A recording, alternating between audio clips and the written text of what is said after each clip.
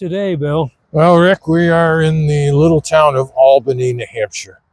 And if you would like, you can join me in the opening lyrics from a wonderful New Hampshire song.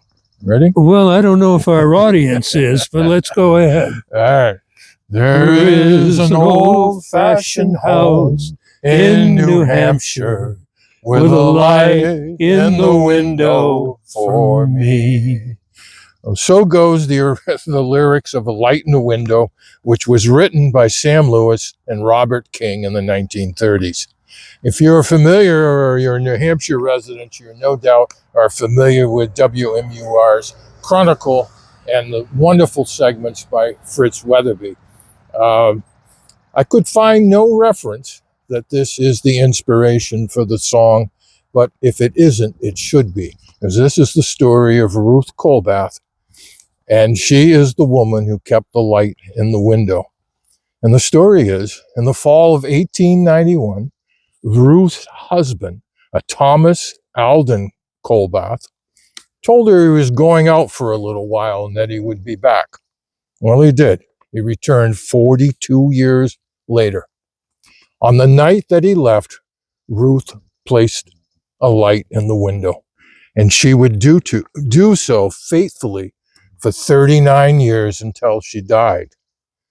Eventually, Thomas did reappear, and he came back 43 years later in 1933, and of course she had already passed away. And when he was told of her death, he simply disappeared again. Yeah, interesting character. Well, nowadays, the house sits on the Kankomagus Highway, which is one of the most popular scenic highways, I think, in the country. Mm-hmm. People come from all over the world to drive this. Again, like our one of our videos about the Willie slide, we do have cars going by.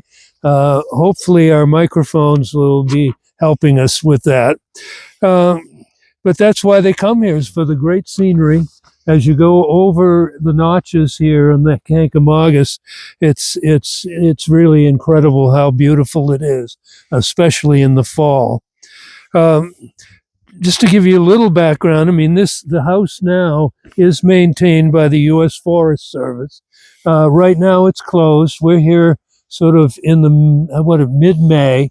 It's probably going to open fairly soon. I would think so. And they actually have people who sit and wear the traditional clothing and greet people in here. I've been in there a few times.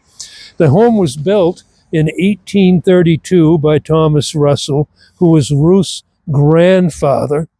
Then it was passed on to his son Eliza, who became one of the first industrial loggers in the White Mountains.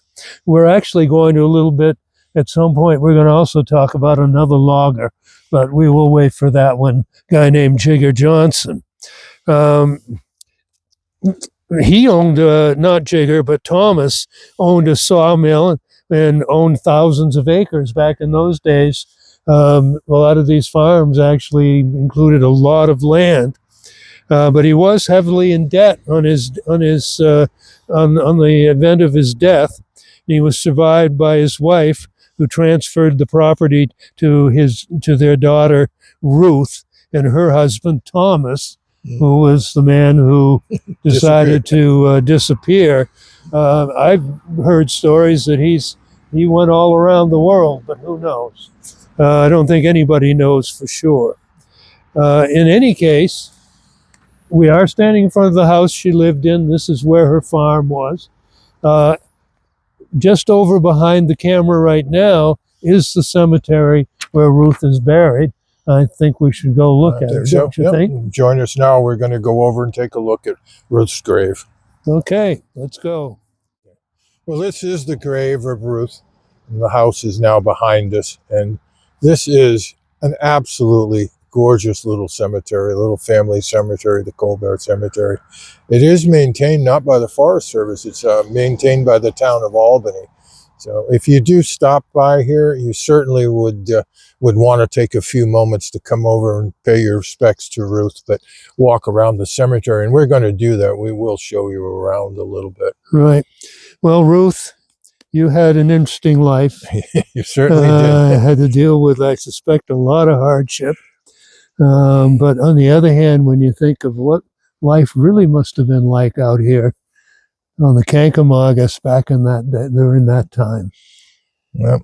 Truly the fateful wife. Yep, absolutely. Yep.